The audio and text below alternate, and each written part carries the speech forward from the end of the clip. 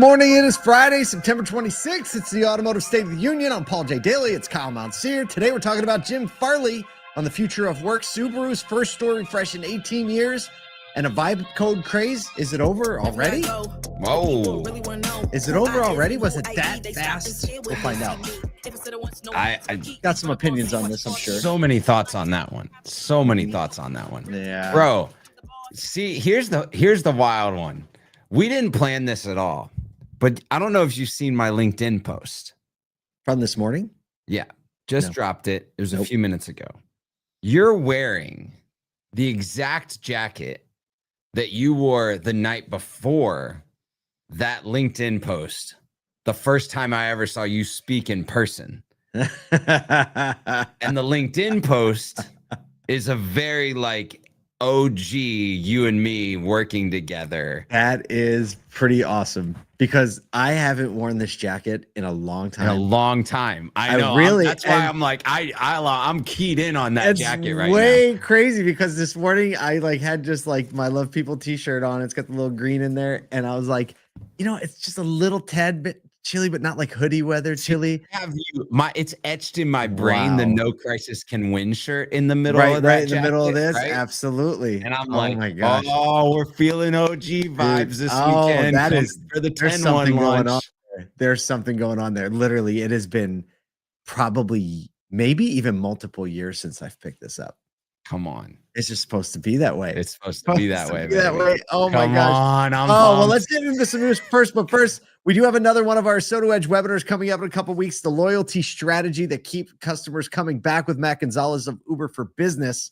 We're going to talk about last one. We talked about why $0. What can you add to your business for $0 that keeps customers coming back? I mean, what a value proposition. Go to ASOTU.com so you can sign up. It's going to be Wednesday on the 8th. So you have a couple weeks, but we like to let you know about these earlier so you don't forget. Just go to ASOTU.com, sign up now. You'll remember. It'll send you a reminder. It'll send you the recording, all the good things. All right, news time. Ford CEO Jim Farley says America's economy is at a crossroads as AI threatens to eliminate millions of office jobs. He's warning the U.S. is overlooking what he calls, quote, essential economy of trades and manufacturing that keep the country running. He predicts up to 50% of white-collar jobs could vanish within a decade due to AI, and entry-level positions like clerical work and coding are especially at risk, shrinking career pathways for a lot of these young professionals going into college thinking they're going to come out and get one of these jobs. By contrast, blue-collar fields are facing massive shortages, 600,000 person shortage of factory workers, 500,000 shortage of construction workers. They're already needed. Farley is highlighting Germany's strong apprenticeship program, saying the U.S. overemphasizes four-year degrees and leaves trade careers underfunded and undervalued. He says, quote, there's more than one way to the American dream. Maybe Farley's been hanging out with Gary Vee. I don't know. I'm just going to throw that. Well, here's the thing. Darren Doan, David Bonson. I mean, the reality here is, I just don't see a world where some different white collar thing gets replaced in here with where the AI picks up, right? I think it's going to be a bit more human, relational, maybe, and I think what's going to happen, and this is why this goes back to I think a few weeks ago we were talking about the fact that everyone's like, oh, everyone's going to be able to go on vacation because AI is going to take over. As Americans, as a culture, we always find new ways to work, right? Absolutely. If you would have told, remember the phones, the Blackberries, they were going to make us so much less busy. Or the printing press. It's like, nobody's going to have jobs. Who's going to, the printing press does it all for us, right? Yeah. It's like, no, we found new ways to work. So I think it's a little overstated. But I think that's something that we do need to look at, especially as auto, as a place where technology and technicians are going to be important when people are driving these vehicles in, or we're doing the real retail work that requires the humans, is bringing people along into this apprenticeship, into places where what formerly may felt like blue collar work can almost start to feel more like white collar type work because of, the relationship to technology and the way things work. So that'll be kind of an interesting shift over, I think. But I think it's a shift. I don't think it's a removal. It is a shift. Farley's not the only CEO that's been talking about this, like you were saying, Gary Vee, but also other major CEOs like Jeff Bezos, Elon Musk, talking about this shortage of, hands-on infrastructure kind of work, like the things that people need to do to move things, to build things, to fix things, maintain things. And the decreasing value proposition of a college education that's going to get you an entry-level job doing the tasks now that AI is very quickly taking over. So I don't think anybody knows where it's going to land, but I do think I talk to so many people about like, what should my teenager or early 20s do? I'm like, they like hands-on things, like start a service business. They will rule the world by the time they're 30. Done. Just speaking, yeah, I was going to say ruling the world, not ruling the world, but making the world look a lot nicer. Stop.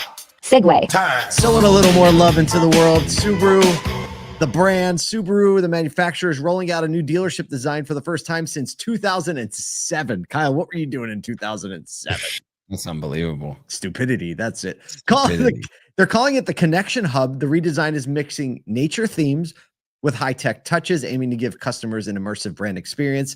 Exterior upgrades include a grand park-like pavilion with star-shaped columns and a central walkway leading to inventory. Inside, they call, quote, lifestyle vehicle vignettes, display cars in real-world scenarios complete with accessories and digital storytelling. Outdoor areas doubling as lounges, play spaces, even dog parks. That makes sense to tie into their community-focused image. Dealers have voiced mixed reactions. 90 retailers have said they're in, while others worry about costs amid slowing sales and rising interest rates.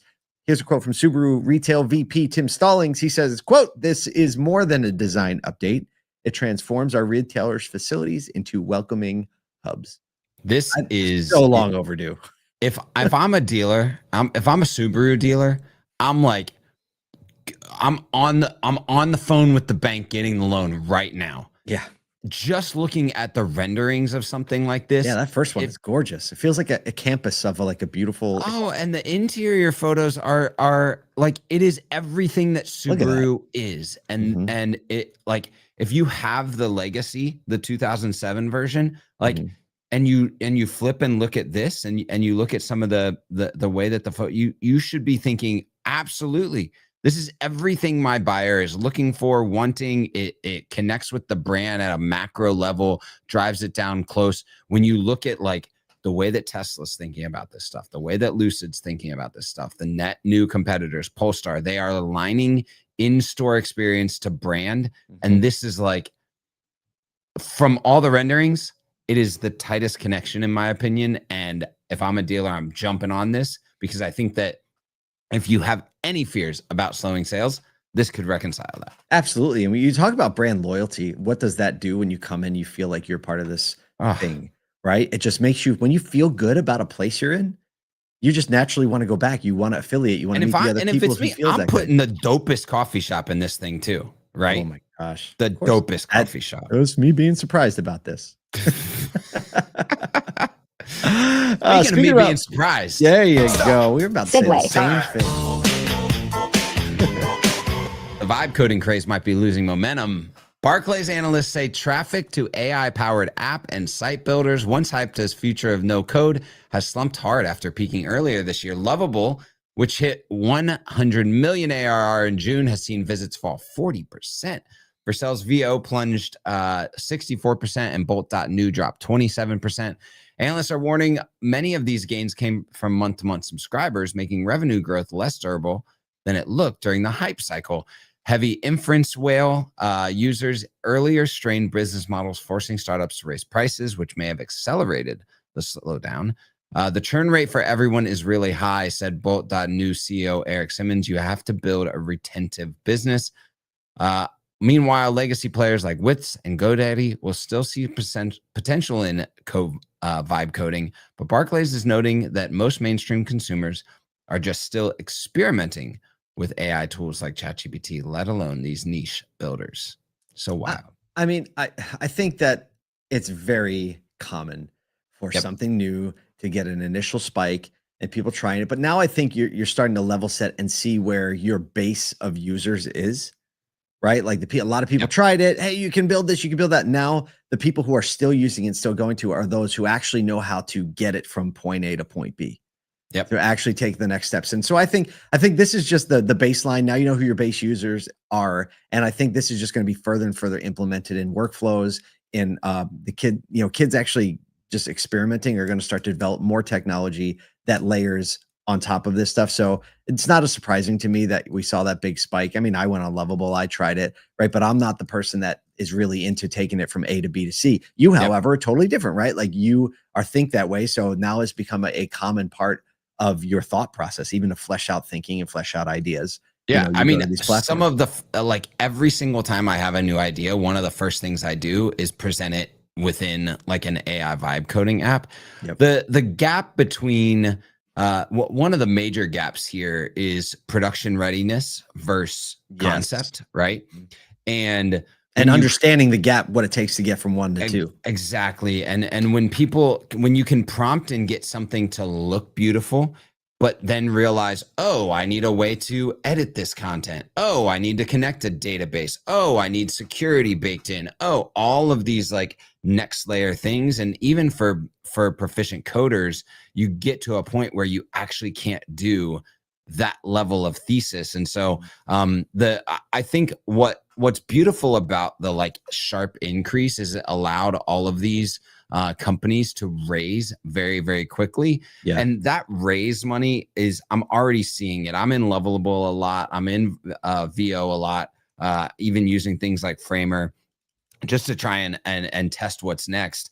And what's going to happen is that gap between prototype and production readiness is going to be shrunk by some of these providers. And we're going to see this next year really accelerate readoption because they're going to figure out how to get the AI to get to production readiness a lot quicker. So I'm excited about it still. I think you're right. Now the base users are really putting it to the test and allowing these AI providers to like develop and improve. Develop and improve. Well, we're going to have some AI kind of thingy announcements coming up soon, but the big deal, October 1st, we have a big announcement. We're telling you what we've been doing. Go to morethancars.com. Be a part of it. We will see you here tomorrow morning.